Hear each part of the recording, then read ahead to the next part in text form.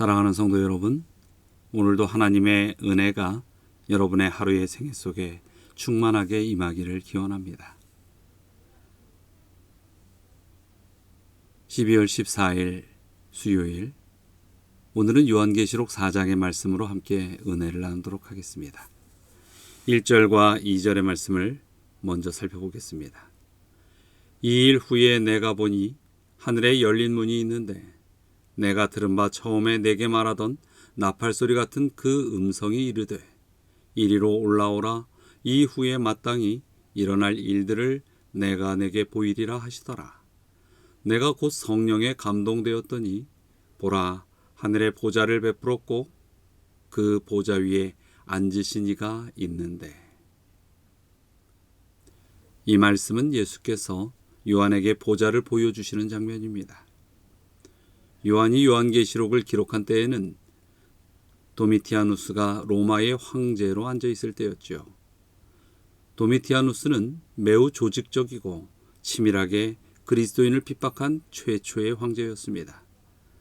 AD 81년 타이터스의 뒤를 이어 그가 황제로 등극했지요. 그는 형 타이터스에게 매우 큰 열등감을 가지고 있었습니다. 그래서 그는 인정받기 위하여 황제인 자신을 신격화시켰지요. 이후 본격적인 황제 숭배가 시작되었습니다. 이에 불응하는 사람은 무참히 죽였습니다. 이때의 대부분의 그리스도인들은 이 명령에 불응하였고, 그리고 그 그리스도인들 가운데는 바로 요한이 있었습니다. 요한은 황제의 명에 불응한 죄로 끓는 기름가마 속에 던져졌지요.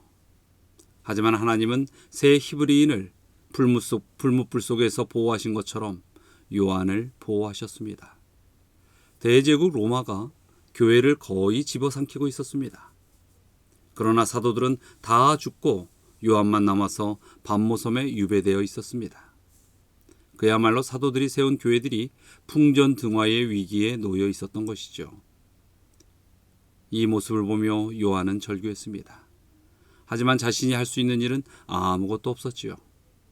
교회의 미래는 어둡고 너무나도 절망적이었습니다.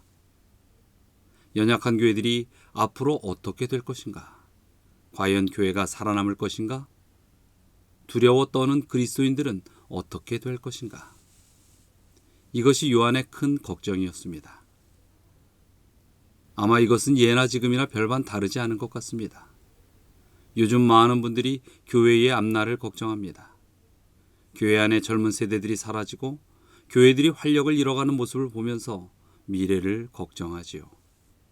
교회들이 코로나 이후에 전에 겪지 않았던 많은 어려움으로 걱정을 합니다. 바로 이때에 예수께서 요한에게 나타나셨습니다. 그리고 하늘 보좌를 보여주셨지요. 신약 성경의 보좌란 말이 51번에 걸쳐서 나오는데 그 중에 40번이 요한계시록에서 나오고 있습니다. 그 가운데 12번이 바로 이 요한계시록 4장에서 나오고 있지요.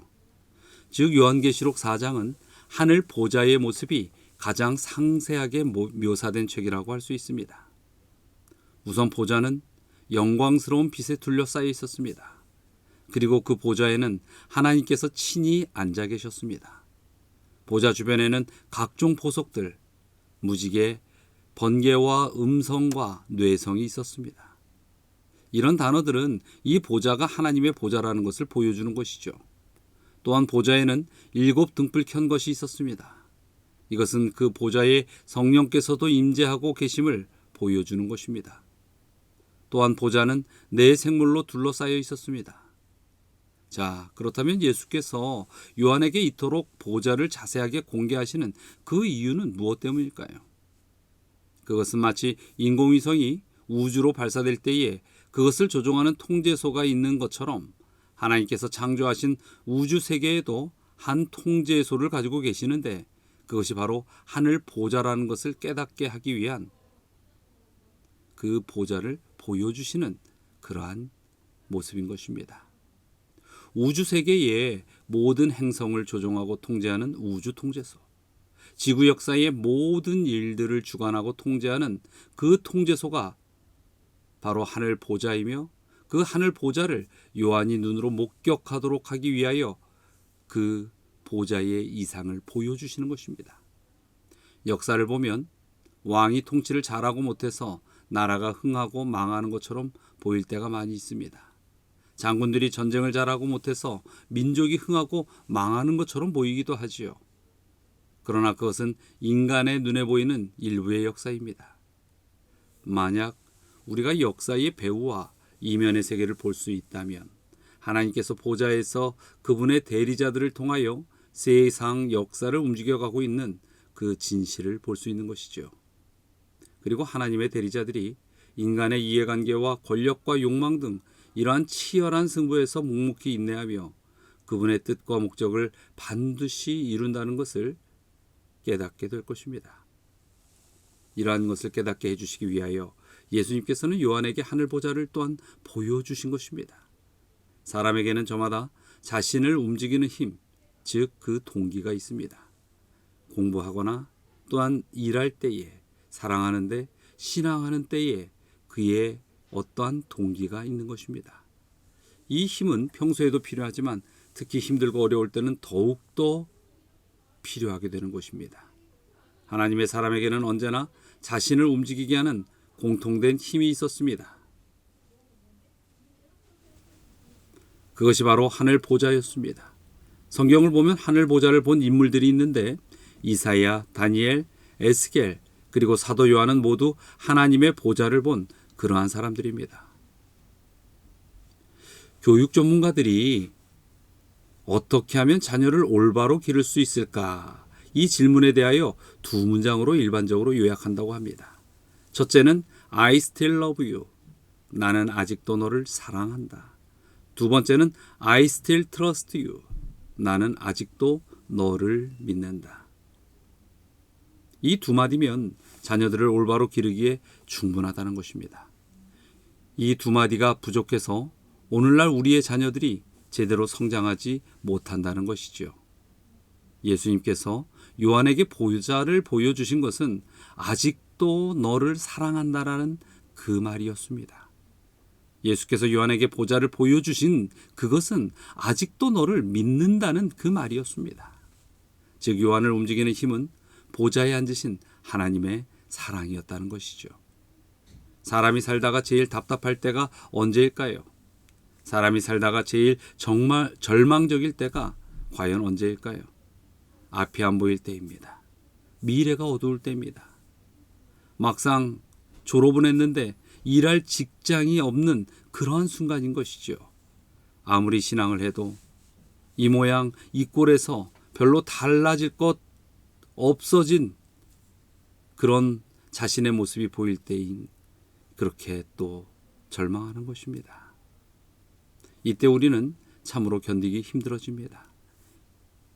그래서 그때마다 참으로 절망을 경험하게 되지요. 오늘이 힘들어도 내일이 보일 수 있다면, 내일을 보고 살아가는 희망이 있다면 우리는 분명히 살 수 있을 것입니다. 그런데 내일이 보이지 않는다면 절망할 수밖에 없지요. 여러분에게는 미래가 보이십니까? 혹 미래가 보이지 않아서 답답해하지는 않으십니까? 혹 아무리 몸부림쳐도 해결책이 보이지 않아서 정말로 갑갑함을 느끼지는 않습니까? 요한처럼 무언가 제약을 받고 살고 있지는 않으신지요? 그렇다면 이제 우리는 눈을 들어서 하늘 보좌를 보아야 합니다. 믿음의 눈으로 갈급한 심령으로 하늘의 보좌를 보아야 하는 것입니다. 그리고 그 보좌에서 흘러나오는 나는 너를 여전히 사랑하고 있다는 하늘의 음성을 들으셔야 합니다. 나는 여전히 너를 신뢰하고 있다는 그 음성이 우리 믿음의 백성에게 들려져야 하는 것입니다. 오늘 하루도 하늘 보좌가 우리의 삶을 이끄는 강력한 동력이 되고 또 그 보좌를 통해 흘러나오는 사랑의 음성을 들음으로써 오늘 하루도 넉넉히 승리할 수 있는 힘을 얻게 되시며 또 그렇게 승리하시길 바라면서 오늘 말씀을 줄이도록 하겠습니다. 기도하시겠습니다. 사랑과 은혜가 많으신 하나님, 진정 이 땅에서의 삶에 우리가 감당해야 할 십자가가 많고 또 이겨나가야 할 이러한 죄의 굴레들이 너무나도 많이 있습니다. 그러나 그러할 때마다 하늘을 바라보게 하시고 하늘을 소망하는 우리의 심령이 주님의 은혜의 능력 안에서 그 모든 것을 이겨나갈 수 있는 힘이 되게 하여 주시옵소서. 오늘 하루의 생애에서도 저희로 하여금 승리케 하시고 또 이 시간 육신의 고통으로 신음하고 있는 주의 자녀들이 있사오니 그들의 육신을 붙드시고 속히 일으켜 세워 주시옵소서. 오늘 우리 모든 성도들의 하루 생애를 주님께 위탁드리오며 예수 그리스도의 이름으로 기도드리옵나이다.